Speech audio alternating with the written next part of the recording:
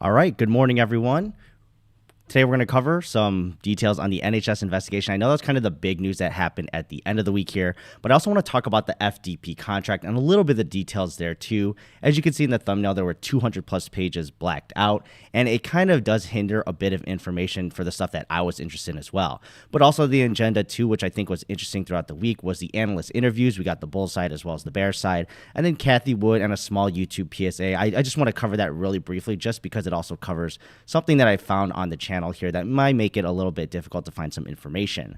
But yeah, as we're getting started here, thank you all for joining. This is the first live stream of 2024. Looks like we got Dave K here first in the chat. I do acknowledge that there. I do see that. And also Midwest, good morning. Thank you all for joining so early, 8 a.m. First live stream of 2024. And, I was trying to play out with the functionality here a little bit. So I put a little poll to see what was everyone thinking about for 2024, at least the first week. It just started here. So you could see same old, right? I mean, yeah, nothing really changed, right, overnight. So we'll see how the rest of the year goes. And I hope everyone at least has a good start, at least. And for those who put bad here, yeah, I hope things get better. But yeah, let's just get started right into it here. And I'll show the agenda really quick again. It has 3 pieces, but I'm going to go a little bit into a lot more detail into the last one here for the NHS investigation as well as the FDP contract, basically because there's a lot of information and I've piecemealed it through different videos. So this will be a good consolidated point for everyone who wants to catch up there. And of course, my overall thoughts on if it's a big deal or not. And I'll let you be the judge of that for yourself, especially as more information comes out. So let's just get started here with the analyst interview. So if you've watched the weekly video already, you probably have an idea who we're going to talk about here. So Dan Ives did a short interview, and they're both with Yahoo Finance. And I did concentrate on one part here talking about the double statement, but there was actually something else I also wanted to concentrate on, and is much more important, of course, which is the performance of Palantir throughout 2024. And then we'll also talk on the opposite side of that spectrum with the Jefferies analyst too. I didn't put any B-roll with him talking, so I think there's a lot of things that people look at for the headline of the $13 downgrade, or the downgrade to a sell, but then the $13 price target. But there are some caveats as well to it, to be fair to them. So let's just get started here. But thank you all for joining. I see a bunch already getting into the chat and live stream. All right, so first one here. Let's start on a positive note. So a lot of these things you've already heard from Dan Ives, but I'm going to play it again here, and then we'll go to the transcript as well underneath, just for the one point I wanted to concentrate on as well. And let me know if there's any issues with the audio, if you have any. Going to see the opportunity in AI, right? Let's start from the beginning. It's one of the questions we've been talking about a lot in the first days of the year, kind of holding over from last year's, where else are we going to see the opportunity in AI, right? Who else is going to be making money from this besides just NVIDIA? And I know that you've had some calls on some companies before. Palantir is one of the ones you're very excited about. What's going to be the name that's going to benefit the most this year? Yeah, because I think to your point, I mean, it was just the godfather of AI, Jensen, NVIDIA, as well as what Nadella's done, Redmond with the trophy case. This year, it's going to be about the rest of tech. I mean, when you look at software and chips, I think they lead tech higher. And you look at some of the...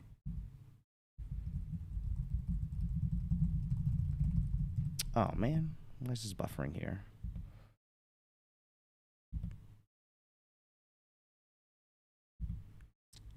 Well, hopefully let me know if the stream is doing well still. If I do a quick refresh here, let's see what happens. If not, we have the full transcript, and I'll just skip right to the part, I guess. But I did want to at least bring the points up here that he brings up all the time. Okay, looks like kind of slow here.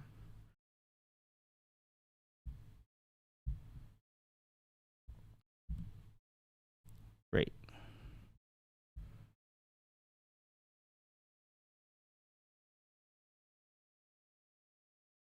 Yeah, if this is going to be very slow, let's see.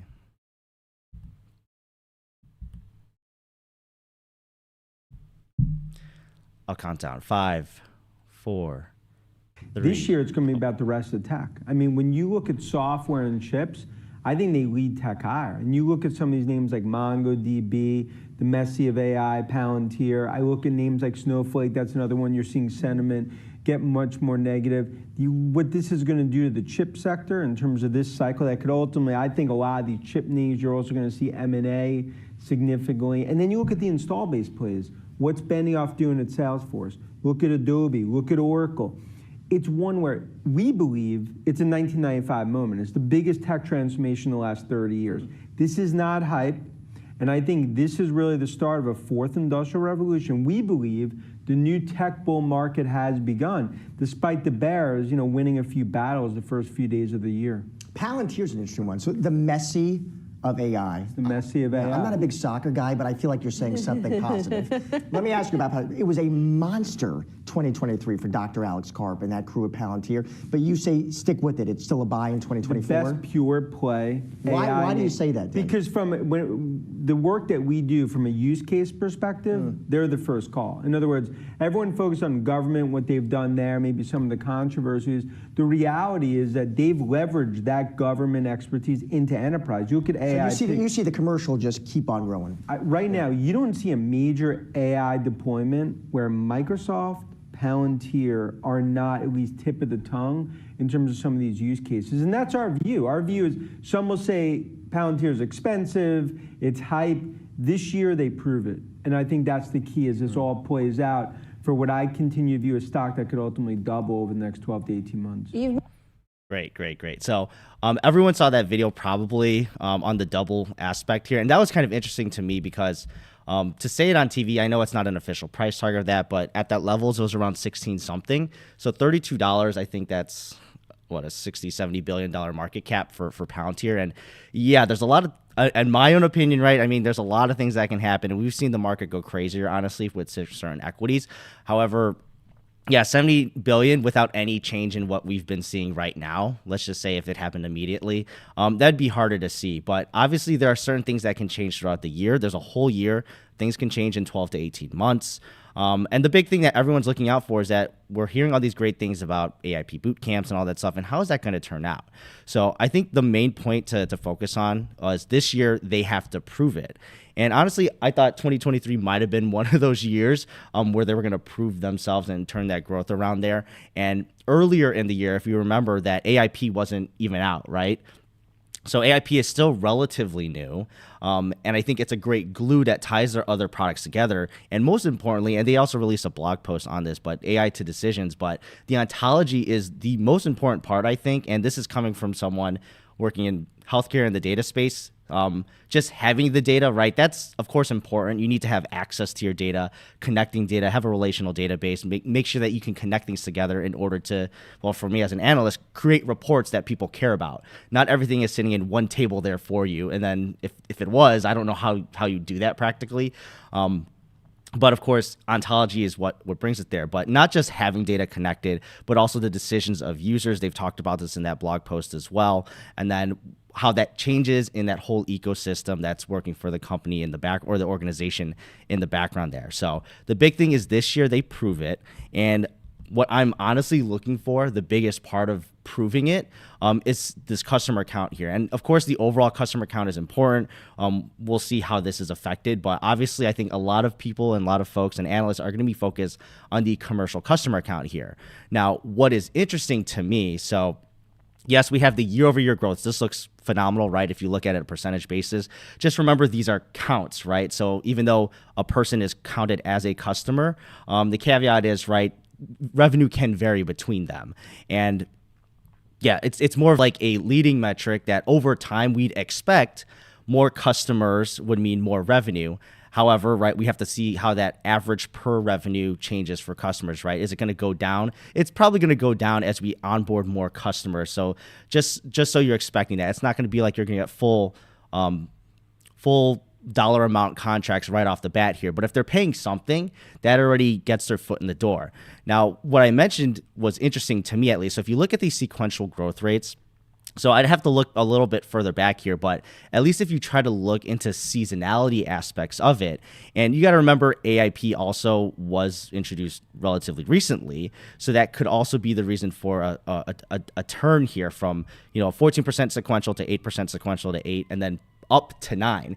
And remember too, it's not as big of a factor right now. There's an ambulance in the background, of course, but the bigger factor too that happens is that as you increase these numbers, the sequential at least, the base is going up with it over time. So even if you maintain 8%, that's still good. Obviously, it's not the greatest thing, but if you're growing 8% on a higher base, you're still getting nominally higher numbers.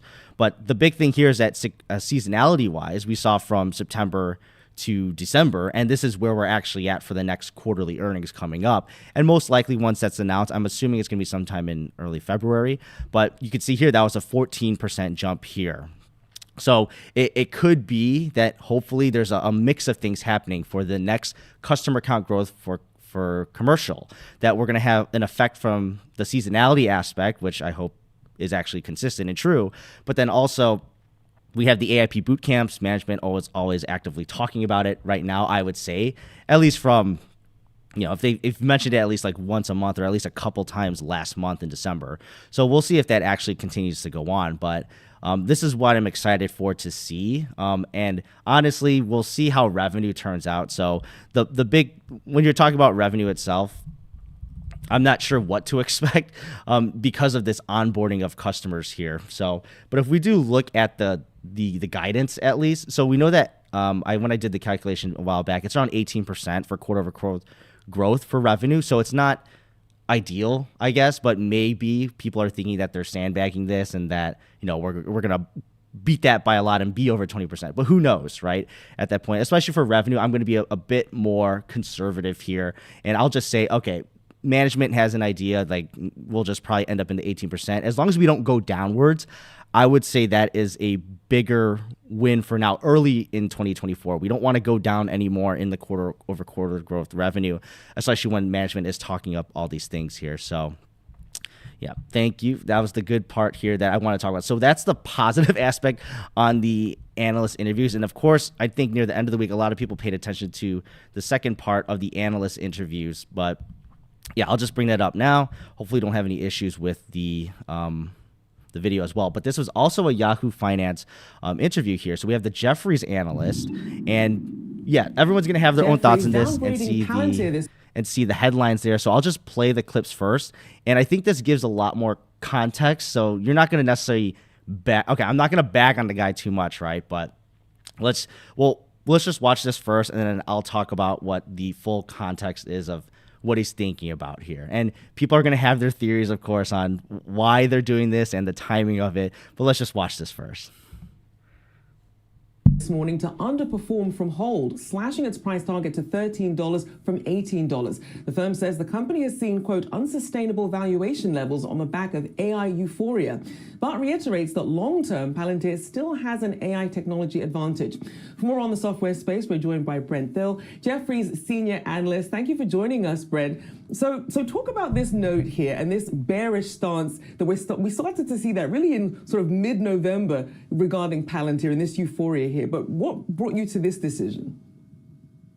Yeah, we think Palantir is a fundamentally amazing business. We're talking about the stock, and the company stock had a huge outperformance last year on the hype of AI. And I think what we're seeing is AI is a driver, but it's going to be a slower revenue materialization to the overall impact of the story, and many stories, including Microsoft and others. So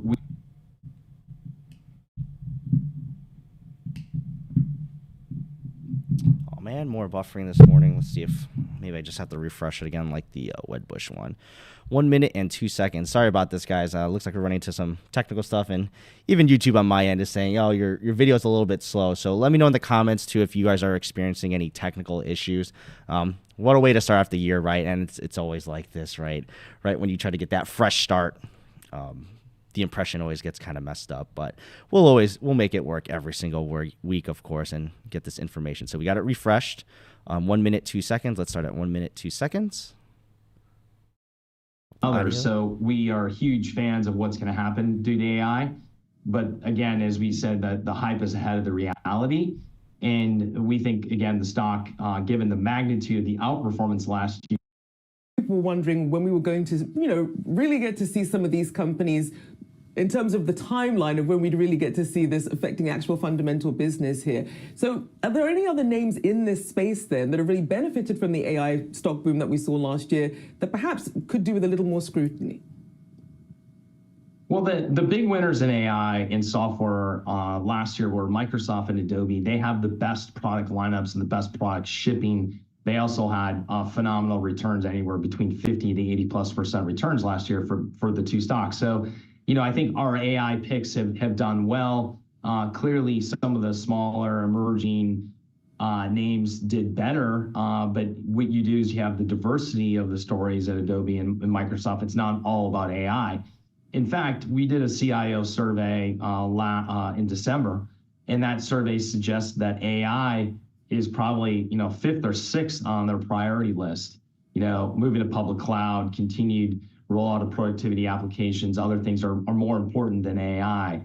So I think we have a list of names that will benefit, which again, Intuit, Microsoft, Adobe. There's a handful of great names in large cap. There's an emerging group of small. Okay. So yeah, that's the Jefferies analyst there. So actually a really quick comment here I saw on the chat. Let's just bring it up. Casper Music, yeah. So the fact remains that Palantir is the only companies that can work with AI currently effectively and functionally. Yes. So yeah, there's a lot of, I guess, not really actually a lot of debate, but you could say that Palantir right now is the only one truly, right? So we're looking at the big tech names come out with their response to this in a way. You could even say that Palantir's AIP was kind of a response to OpenAI. It was more of like just for the general AI, so not necessarily on LLMs in general. But yeah, I think that's a good point here too, that you could say that Palantir might be the only true product here. And honestly, that all ties back to the ontology. So we saw Amazon Q. The big thing with that, I mean, it's a chatbot essentially, and it's based off your connectors, but I would say heavily more likely on your AWS cloud data. However, if that's going to be limited in, maybe it's going to create hallucinations there, or maybe it's not a complete picture. That's one thing to be wary of. And then we saw kind of the debacle with Google and their latest presentation as well. And then, Microsoft, they have their Fabric, which is kind of like Foundry, I would say. But we know that Microsoft is everywhere, and we all know that they have the deployment that he's been talking about here. So they have the established ways to get their products out here. So once they get something, if they can get something at a certain level, not saying it's going to be the same level of Palantir, but if they can get something good enough, and we know that's kind of the game, when, especially for Microsoft, something good enough, since you're already part of the Microsoft ecosystem and all that, if you have Azure, that could be a very difficult part for Palantir, but it doesn't mean that Palantir cannot grow as well. So that's just one thing to point out from the comment there. Thank you so much, Casper Music, for that. But so if we listen to the Jefferies analyst here, so on the headlines, yes, everyone's like, oh, it's a downgrade. It's a $13 price target. He hates Palantir. I mean, by no means, right? He's saying that Palantir is a bad company, but it's kind of actually the same thing as Dan Ives. So we saw they have to prove themselves, and it's kind of the same thing here. Now, Dan Ives isn't changing his price target downwards, and he didn't necessarily talk about valuation. He just said, it can be an expensive stock for some, but you got to kind of appeal to certain aspects there, and everyone knows the Tesla story as well. So, and even everyone knows the Amazon story as well, right? By traditional metrics, it's hard to gauge a company that is supposed to be world-changing or game-changing at least, and you won't see those flow down into the metrics here. And that's and even if we see Palantir blow it out of the water with customer numbers, it's the same thing, right? You're not going to see that necessarily in the financials. It could still take some time for that to flow and get full-term contracts from those people. But yeah, the big point here is that you don't have to go bagging on this guy here. But yes, the $13 price target is a 28% decrease from their previous $18 price target.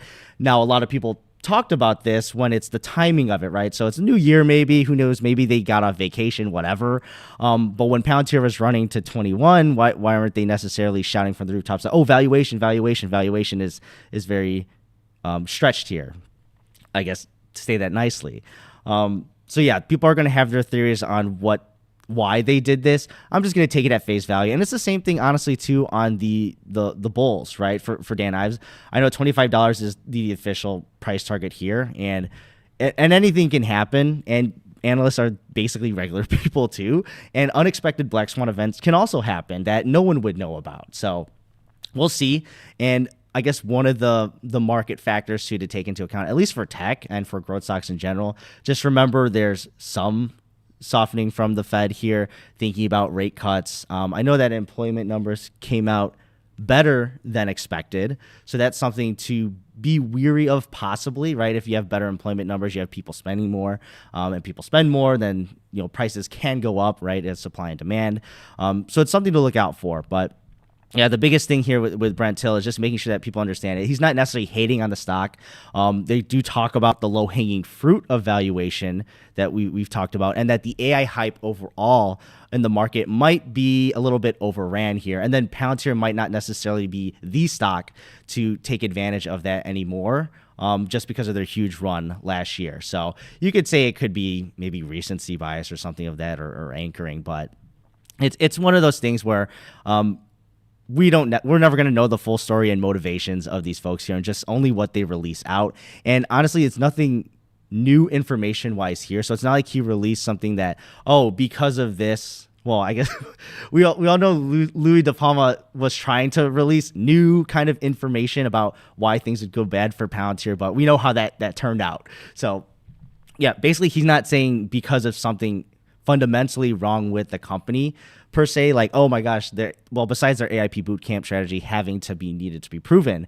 However, it's not like he's saying they have a bad product and can't succeed later on as a long-term play. So yeah, I wanted to get those full context there, especially with they're both Yahoo Finance, and that's just coincidence, but the dichotomy of the bull versus the bear, and they kind of talk about the same things, and they both need to prove themselves for Palantir. So thank you all for watching that as well. Let me get the agenda back up. So this is really quick note here, Kathy Wood. I don't care myself, honestly, but it does go in tune with a PSA or public service announcement with the YouTube channel, not my channel changing or anything, but just to be aware of when I make community posts. So let's just get to that really quick. So first, let's just talk about Kathy, what she did just on January 5th.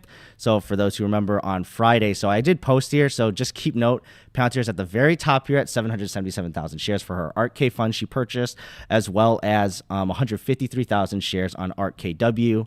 And then on the second image here, should be in the middle. I know it's so slow today, but ARK F, she bought 100,000 shares, so a little bit over 1 million shares. That's basically the news here. And actually, if you were watching the price action on Friday, it might actually be an indicator of her picking up some shares, actually, because we did see a violent move at the market opening, actually. So for those who pay attention, at least, I mean, most long-term investors don't need to pay attention to the daily, but yeah, at the opening of the day, we had a violent move upwards, and people, I guess, saw an opportunity at this price point, and they wanted to take it. So maybe Kathy had something to do with that, and then we saw throughout the day that a base was kind of forming here in the high 15s. Now, we'll see what happens later in the week, but it's just kind of like a small thing here where you hear about the bigger buys, so you want to know, maybe that makes sense on why we saw that price action, especially early in the morning. Maybe some limit orders were triggered there, and they're happy with picking up shares at that price. Now, on the PSA side of that, I did make a community post, and this is the reposted one.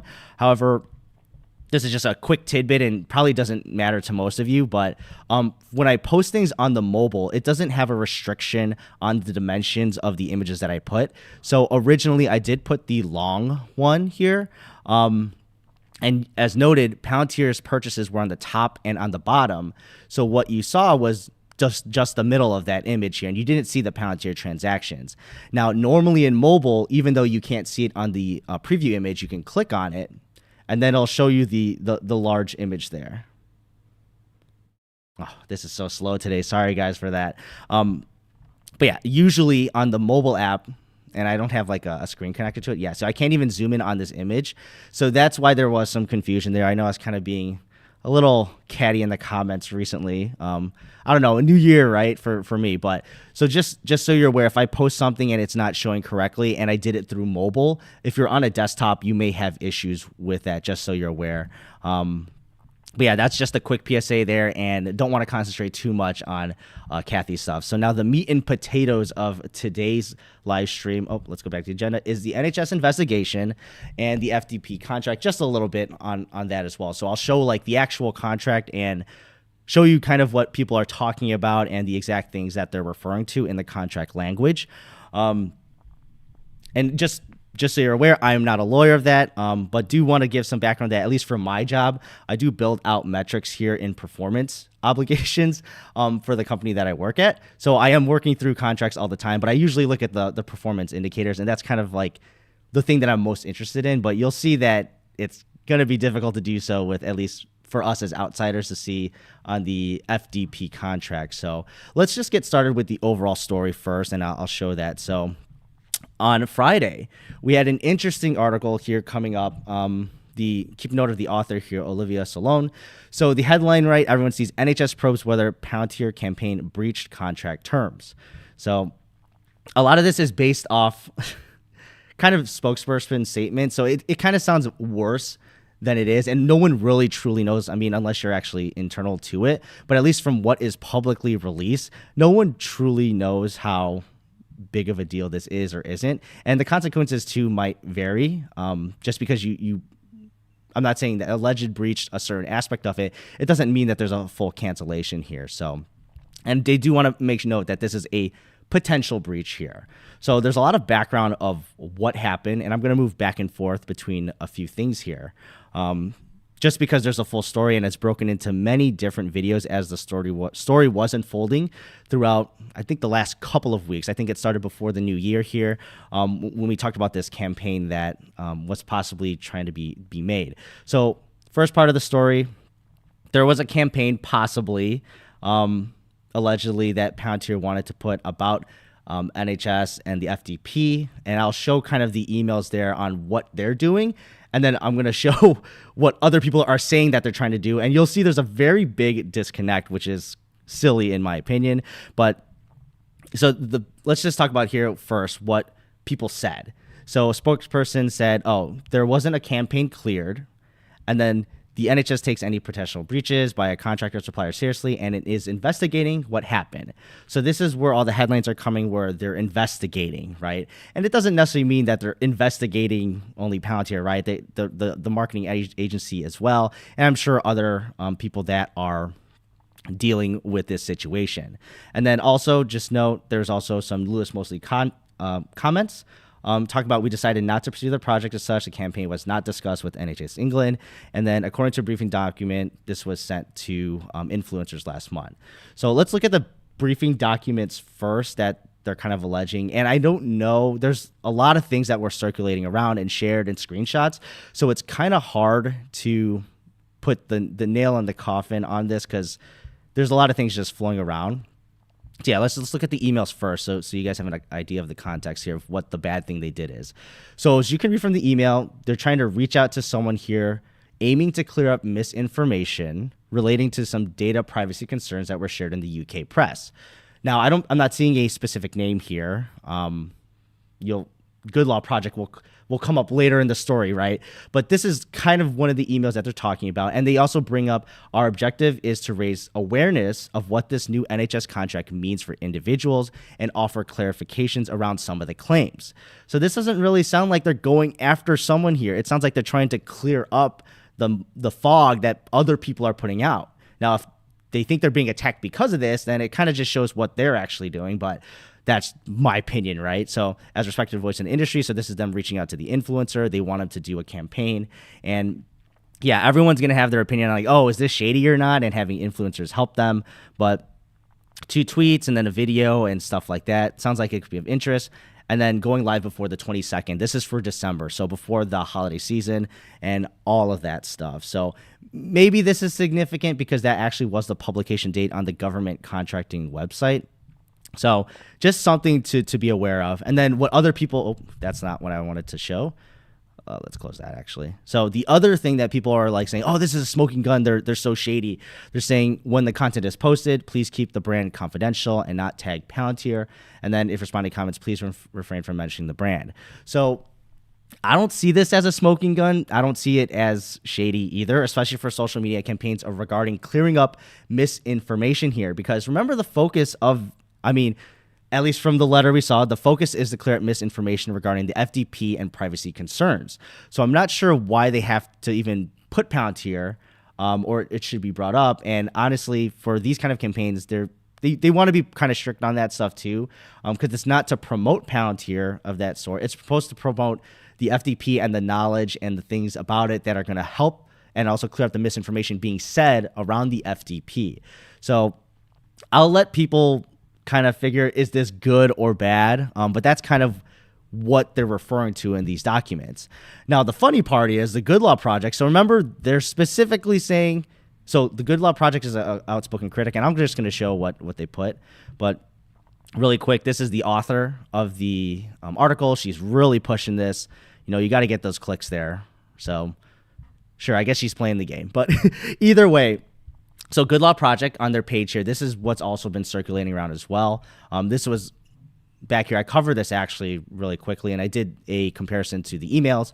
So what they're really highlighting is, so leaked emails reveal that the tech giant Palantir has hired this firm, Top End Gunner, to pay influencers to attack Good Law Project on social media, but the source of money is to be kept confidential. That's a very headline-grabbing way to get someone in. To attack Good Law Project, I don't remember seeing anything about attacking someone. We're just acknowledging that misinformation was happening in that letter. And then the money has to be kept confidential, meaning they're trying to refer to the part where they're saying, oh, keep the brand out of it. That's Palantir. So they're using confidential in a very funny way here. Not funny way, I guess. They're quoting confidential because that word was technically used. It was technically used for getting the brand out of there. But it didn't necessarily say, oh, don't tell Palantir paid you. That's kind of what they're trying to insinuate here. So you need to be careful with these kind of PR releases. And for someone who's following it closely like myself, it makes sense. But as you can see in Twitter, people are just retweeting it. People only read this one article here or don't have the full context of it or don't even have the letter itself. And to the level of comprehension it takes, it's minimal. I would say less than first grade. You just need the information there. So I guess you can't bag on everyone, but that's the funniest part, I think, of this. Like, I just went through the email that you saw, and then you could see how they can turn it into this. Maybe I'd get a million views if I was really good at that and able to create such a paragraph from information. I don't know. I could say this is a stretch, honestly, in my opinion. But some might say, oh no, technically it's okay, and they're only quoting confidential here. So another funny part that they put. So the document is explicit that Good Law Project alone is the target. Okay, Good Law Project alone is the target. Now, we know that's not true. This is for clearing up misinformation, and we know there's other bad actors at play there. The first one that comes to mind is Foxglove, right? So this is what they're trying to say. This is the quote that they're saying is explicitly going after Good Law Project alone. And I'm sorry if I'm getting very loud here, but it just blows my mind. But they are a not-for-profit campaign organization and have been extremely critical of the contract being awarded to Palantir. They're spreading fear that as a result of this contract being awarded, private patient data across the United Kingdom may be at risk. Oh, this is so explicit. This is explicitly Good Law Project, right? Remember, that's sarcasm in my voice. They are a not-for-profit campaign organization. Okay, that's explicitly Good Law Project. Got it. So yes, I'm talking here faceless. I'm being sarcastic, but you can see why these things are happening. And you know what this all means, right? In the very, very end, right here, Good Law Project is attacked because of the work it does. Sure. And then the threat it poses to the likes of Palantir and the government. So this is great, right? They're trying to do David versus Goliath here. We can only do this because of the donations from people like you right across the UK. If you can please support our work. Awesome. Should I support their work, guys? Nah, I'm just kidding. Okay. Either way, that's the funny part of the story here. I would say the funniest part, at least, because they're the one who kind of put out the emails talking about this whole thing in the first place. Now, full circle, though, still, this kind of actually got us to this place here, honestly. So we'll see what happens. But so this is probing whether the Palantir campaign breached contract terms. So remember the email there. So actually, if you remember, actually, I should probably reopen it again. 1 second. PR email to join. So if we look at a couple things. Oh, wrong one. There we go. So we're going to look at the contract itself for the NHS and then also what they're referring to. But keep in mind here, this is a new government contract being awarded, clear up information relating to the UK press. Now, we're going to talk about what this investigation is actually about here. So first, just for context, so I'm not just pulling things out of my ass, right? But so if you go to the Federated Data Platform, so the UK's government contracting website, so it's this one here specifically. Sometimes it takes a little bit of searching. It's kind of wonky there. But if you look up the Federated Data Platform and Associated Services, you'll get the contract we're looking for. And then if you go here, you'll see that at least by dates here, it'll be easy to know that you're in the right one, as well as the dollar amounts here, right? 330 million. That's the latest. But at the very bottom here, so there are a lot of redacted portions actually. So it's a very large contract, and honestly, it makes sense, right? For something so widespread across the NHS, dealing with a big company like Palantir, and then all the work that they've been doing, and then just all the data protection and privacies and just putting out the terms there. So there's 3 portions of this, and I have it already downloaded and such. So what everyone's referring to first, let's do this. So just a quick overview of the contract. So for those who don't necessarily read through contracts, yeah, there's a lot of language in it, and a lot of it is, could you say cookie cutter also?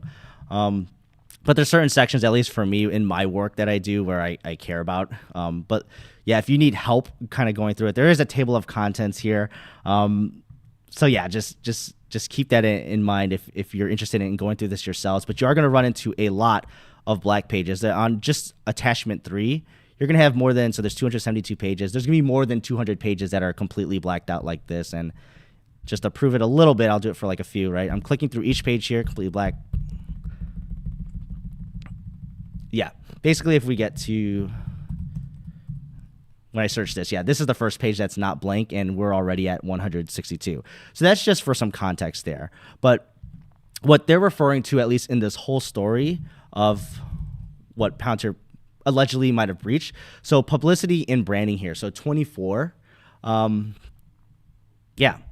I cover this in a video here in the specific language. So basically, they're not allowed to use the NHS or their brand or anything without their express written consent. So there's 2 things to keep in mind here. When is it technically a promotion or a marketing? Right? Is it because they reached out to these influencers and those letters leaked out? Does that mean the promotion started? Does it start when you think about it? Does it start when something actually gets to the public? There's a lot of things here that they're going to probably take into mind. So it's not necessarily clear and up to interpretation. That's the funny stuff that I deal with every day when I deal with building out contract metrics. Now, albeit I do performance metrics, so there is going to be some quantitative parts there and they're explicit. However, when you define a certain population, if you define a certain timeline who falls into that, there are going to be ambiguities there. So it kind of runs into that same issue here with, okay, what is considered a promotion or branding? Now, if you look, or what's promotion or marketing. So now if we remember looking at the letter here, technically we don't see anything about the NHS. It could be obviously insinuated. We're talking about the UK press and misinformation, a new government contract being awarded. So what this new NHS contract means. So does that mean that they're using something of the NHS likeness of this? So their objective is what this new NHS contract means. Now, what the NHS contract, now I know I'm getting into the weird details here, but language matters, right? So talk about the NHS contract itself. Is it the, well, I guess you're using the brand name, but I know I was trying to, sorry, I'm losing my train of thought here, but we're talking about the contract itself now and not necessarily the organization. So if the main point of the campaign was clearing up misinformation,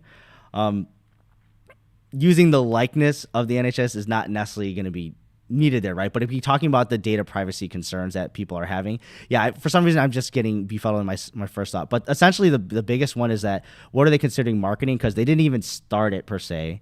And if we go back to the article here, we did get some quotes from Palantir's boy Lewis. What did we see here? What he said?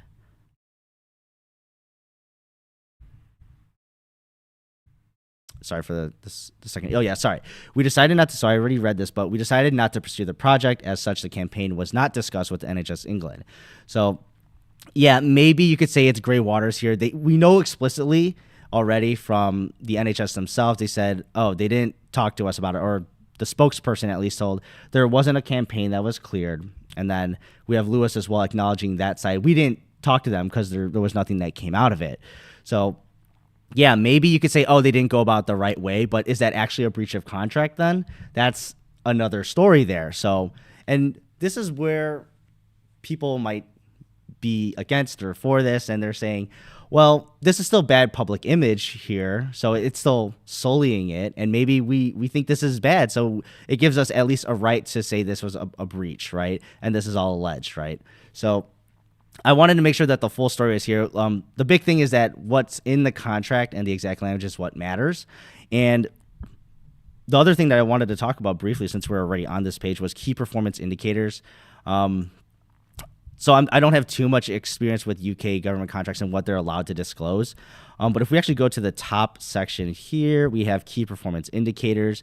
I already did some searching around here, but this is Schedule 2.2, I believe.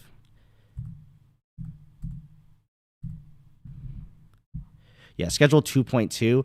Unfortunately, so when I got to the first blank page, Schedule 2.5, that's the earliest that I'm seeing any information here, and everything before is blacked out pages. So looks like key performance indicators we are not able to actually get access to. So it's unfortunate, but over time, we're going to probably see some public information come out on how Palantir is doing, or with the NHS. Maybe not, right? Maybe I'm just assuming this, but we've seen, at least in the trial periods and throughout the contract that they've been throughout the time that they've been trying to win the contract, that we get little snippets here of what the benefits are. And honestly, it's probably going to be, if we go to the NHS England's website, it's probably going to be disclosed here through articles, because they've been kind of doing that, and they don't explicitly say Palantir's name unless they really have to. And we should know that by now. But if you go to the news section of NHS England, that's where we kind of find out their different plans here and different initiatives that they've been doing. So for something that's more recent, millions more received GP appointments compared to before the pandemic. So this is a very interesting headline. It's important, but they're not going to point out Palantir explicitly or FDP. So no Palantir, FDP, Federated. But we know on the back end, this is a important metric that'll probably come out of working with data tied together. So it's just, yeah, there's a lot of things to keep track here. I know, and maybe I made it befuddled with everything happening all at once on screen. But I wanted to get you guys the full picture of what was happening from just reading this article. You don't necessarily get the full thing, especially if you don't have the images of the email campaign. And then you look against this on Good Law Project on their accusations, which obviously made me laugh the most. And then we have the contract itself, which will have the formal language. So we'll see what the actual investigation, and this is another point to put, the investigation going on here is that the NHS takes any potential breach of contract by a supplier seriously, and it is investigating what happened. So it's not necessarily, oh my gosh, we're going to put the microscope on Palantir because of this horrible thing that they tried to do, right? It's more of like they just want to know what happened. Is it a breach of contract? And if it was, what are the consequences of that? It's not necessarily saying, oh, we got to cancel the whole thing, right? There could be some other things that they have to do, or corrective action, things of that nature. Or maybe there was nothing actually that happened, because as you can see, nothing went out to the public officially. So yes, there we go. I think I got the whole story out there. Let me just get to the agenda here.